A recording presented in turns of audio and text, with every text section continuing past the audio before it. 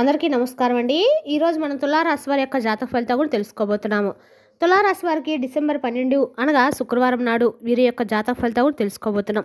అయితే తులారాశిలో ఎవరైతే ఇప్పుడే కొత్తగా మన ఛానల్ చూస్తున్నారో దయచేసి ఛానల్ సబ్స్క్రైబ్ చేసుకొని వీడియోకి లైక్ చేసి సపోర్ట్ చేయడం మాత్రం మర్చిపోకండి.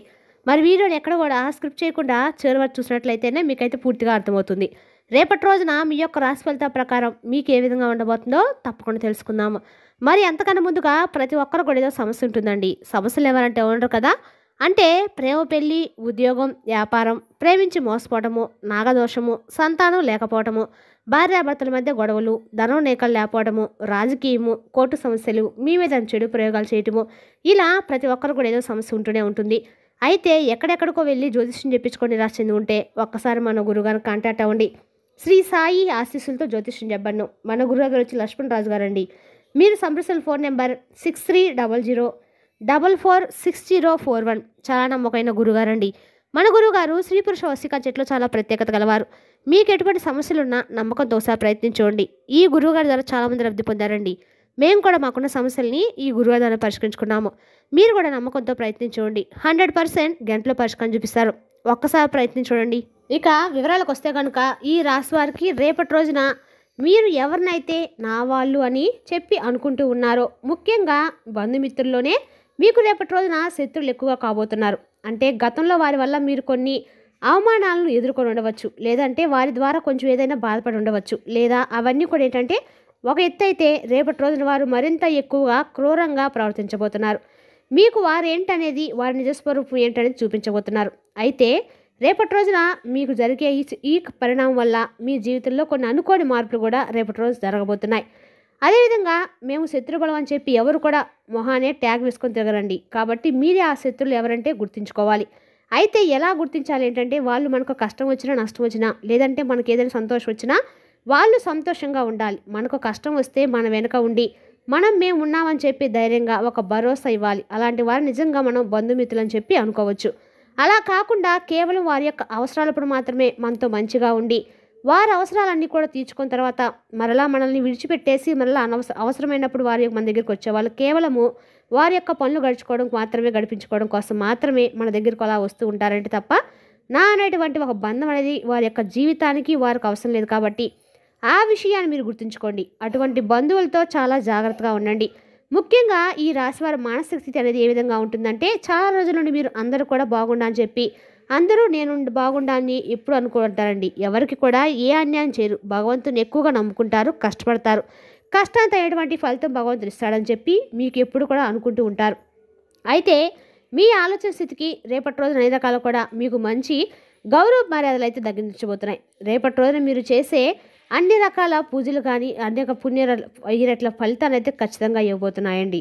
రేపటి రోజున ఖచ్చితంగా మీ జీవితంలో జరిగే ఈ పరిణామం వల్ల అనేక ఊహించిన సంఘటనలు కూడా జరగబోతున్నాయి.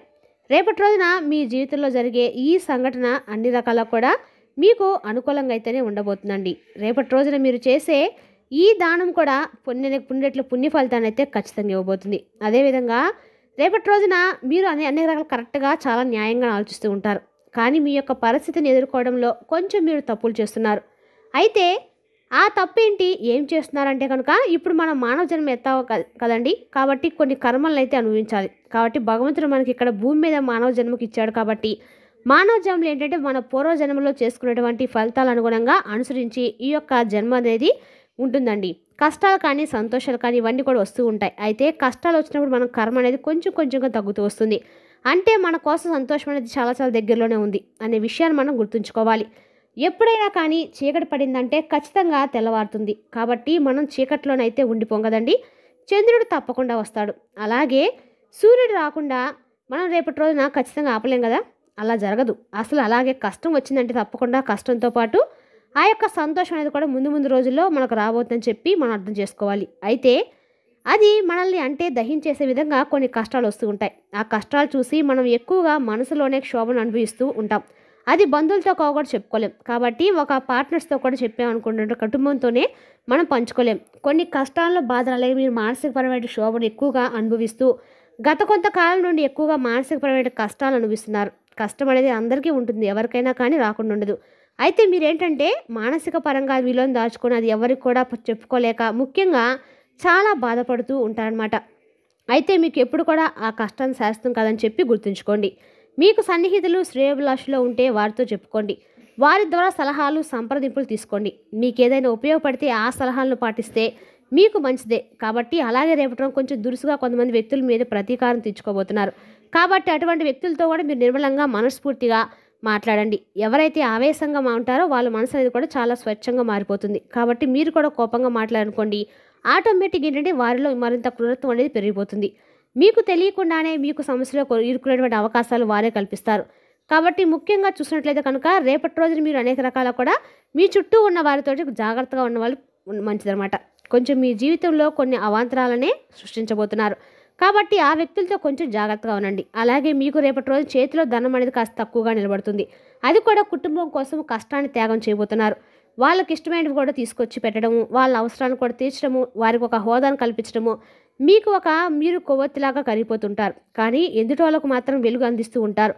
అలాగే కష్టపడే మనస్తత్వాన్ని మీరు కలిగి ఉంటారు. కాబట్టి మీకు చిన్నప్పటి నుండి కూడా ఊహ తెలిసిన దగ్గర నుండి కూడా ఎన్నో కష్టాలను, ఎన్నో బాధలను, ఎన్నో సమస్యలు ఒక్కోటిగా దాటుకుంటూ ఒక కష్టం దాటారంటే ఇంకోటి ఆటోమేటిక్గా ఎదురు చూస్తూ మీకోసం వస్తూనే ఉంది.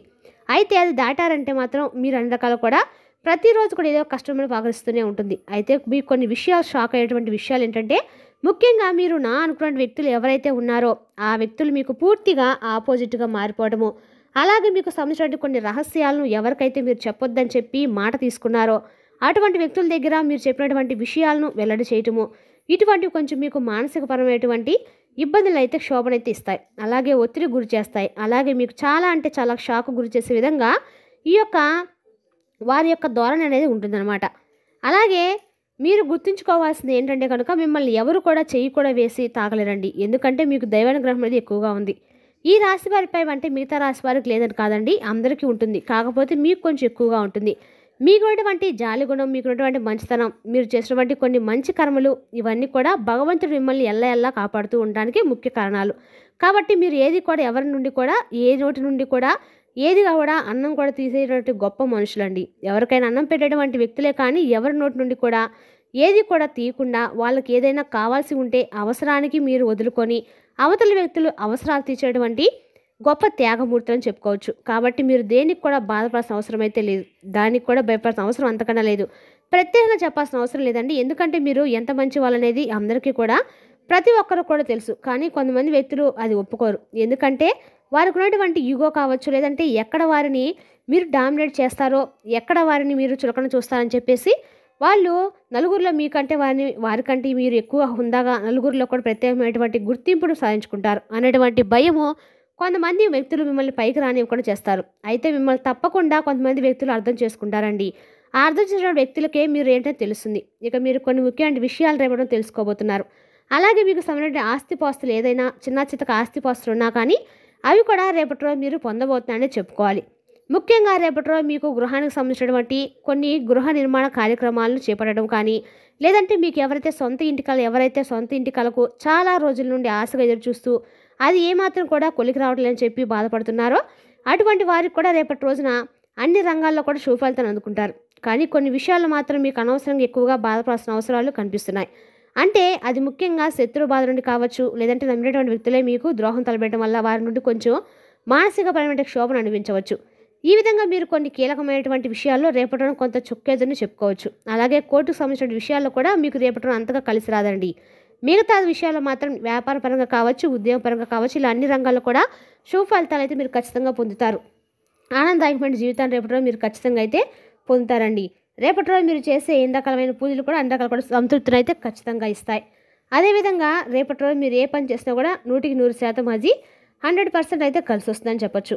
రేపటి రోజు మీరు చేసే ఏదైనా సరే అన్నిటి రకాల రెట్టింపు ఫలితాన్ని అయితే ఖచ్చితంగా ఇవ్వబోతుంది. మరి తెలుస్తుందా కానీ ఈ రాశి వారి జాతక ఫలితాలను తిరిగి రేపటి వీడియోలో మళ్ళీ కలుసుకుందాం. Thank you for watching.